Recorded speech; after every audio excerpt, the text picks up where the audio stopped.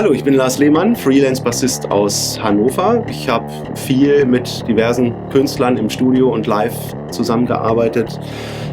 Uli John Roth von den Scorpions, UFO aus England, die Vinnie Moore Band, Pee Wee Ellis, Bobby Bird, Clyde Stubblefield, Simon Phillips, Musti, Roachford, Sidney Youngblood, Purple Schulz, Konstantin Becker und auch ein paar Schlagerleute wie Gigi Anderson oder Harpo.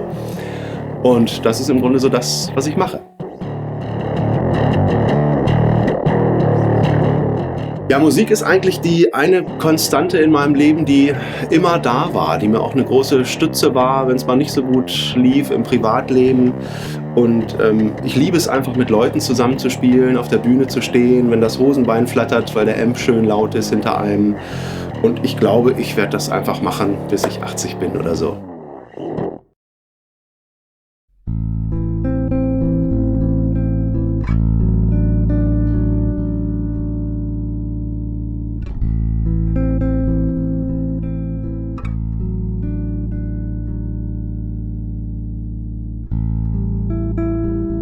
Ja, meinen ersten Bass habe ich so mit 15, 16 Jahren bekommen und ich bin eigentlich groß geworden, muss man sagen, mit der Musik von Deep Purple und Whitesnake, Alice Cooper, Uriah Heep, Queen, die alten Queen, Led Zeppelin und dann bekam ich außerdem in den 80er Jahren die volle Bassbreitseite, was damals halt so üblich war, wenn man Bassist war.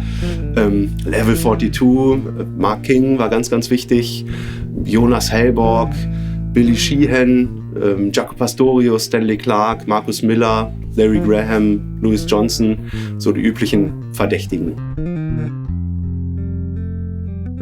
Ja, an Seiten habe ich tatsächlich schon so einiges durch im Laufe meiner Karriere. Ich hatte sogar auch schon Endorsements von verschiedenen Firmen.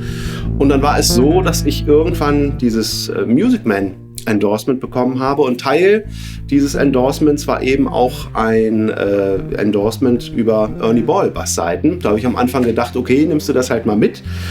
Und am Anfang, als ich die dann aufgezogen habe, habe ich wirklich gedacht, holla, was ist denn hier los? Das waren die Ernie Ball Slinky Bassseiten, die nämlich eine ganz tolle Seidigkeit, so gerade so in den Höhen haben. Das sind ja Nickelsaiten, das heißt, da hauen einem die Töne auch nicht so um die Ohren.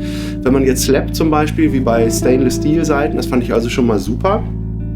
Und einige Jahre später kamen dann die Kobalt-Saiten von Ernie Ball auf den Markt und das war für mich einfach Liebe auf den ersten Ton, weil die unglaublich homogen und ausgewogen klingen und auch eine unglaublich tolle Haptik haben. Also genauso ein schönes Mittelding aus Grip und Flutschigkeit, was sich einfach fantastisch anfühlt für mich.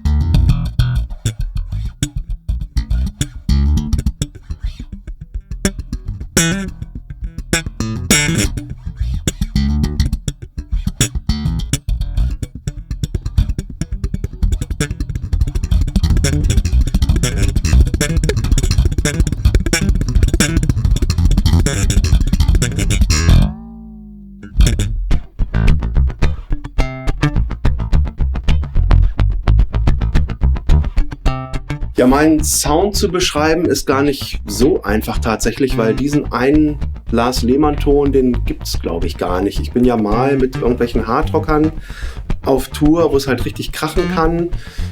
Dann sitze ich aber wieder im Orchestergraben bei irgendwelchen Musicals oder mache Gala-Jobs, wo es eher darum geht, so ein bisschen dezent im Hintergrund zu agieren. Was mir halt wichtig ist, ist diese Wandelbarkeit, dass das, was ich mit meinen Händen ins Instrument reingebe, eben optimal umgesetzt wird. Und ich glaube, dafür sind diese Kobalt-Saiten einfach perfekt für mich. Eine andere Geschichte, die auch wichtig ist natürlich, ist, dass die Dinger ziemlich lange halten. Also ich packe sie drauf und wechsle vielleicht alle 4-5 Wochen mal die Saiten und häufiger aber eigentlich auch nicht wenn ich auf Tour bin.